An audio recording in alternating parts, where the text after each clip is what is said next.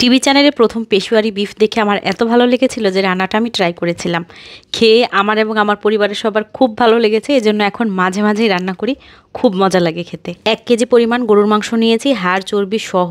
একটু নরম হয় রান্নার পরে যে মাংসগুলো, মানে চর্বিযুক্ত মাংসগুলো, আর সাথে নলা। নরম মাংস দিয়ে রান্না করলে এটা বেশি ভালো লাগে।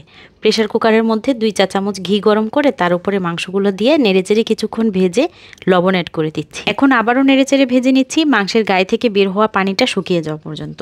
মাংসর গা থেকে পানি শুকিয়ে যখন একদম তেল ছেড়ে দিয়েছে, তখন এর মধ্যে আস্ত কিছু আলু, কিছু আদা কুচি, কয়েকটা কাঁচামরিচ ভেঙে দিয়ে দিলাম, আস্ত কিছু পেঁয়াজ, আস্ত রসুন, আস্ত একটা টমেটো, 1 চা চামচের মতো কালো গোলমরিচ। আলুটা যেন ভাজার পর খেতে বেশি মজা লাগে, এই জন্য সাথে 1 চা চামচ ঘি দিয়ে নেড়ে চেড়ে বেশ কিছু সময় ভাজা ভাজা করলাম। ভালো করে ভাজা হয়ে গেলে এর মধ্যে আমি নর্মাল পানি অ্যাড করে দিচ্ছি। প্রেসার কুকারে রান্না করছি, এর জন্য পানিটা খুবই কম লাগছে। ছোট 1 মগ পানি আমি দিয়ে দিয়েছি। তবে নর্মাল হাঁড়িতে রান্না করলে এই মাংসটা সেদ্ধ হতে অনেক টাইম লাগে, তখন পানির পরিমাণটাও অনেক বাড়িয়ে দিতে হয়।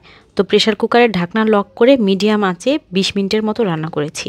রান্না হয়ে গেলে বাষ্প সম্পূর্ণ বের হয়ে যাওয়ার পর ঢাকনা খুলে আরও কিছুক্ষণ জাল করেছি। শেষের দিকে একটু আদা কুচি, কাঁচামরিচ আর ধনেপাতা কুচি দিয়ে দিয়েছি। তারপর চুলা থেকে নামিয়ে সাথে সাথে গরম গরম পরোটার সাথে সার্ভ করেছি। এটা রুটি পরোটার সাথে খেতে সবচেয়ে বেশি ভালো লাগে, পোলাও দিয়েও মজা লাগে, তবে সাদা ভাত দিয়ে যায় না। ঘিয়ে ভাজার কারণে আলুটা খেতেও অনেক মজা লাগে।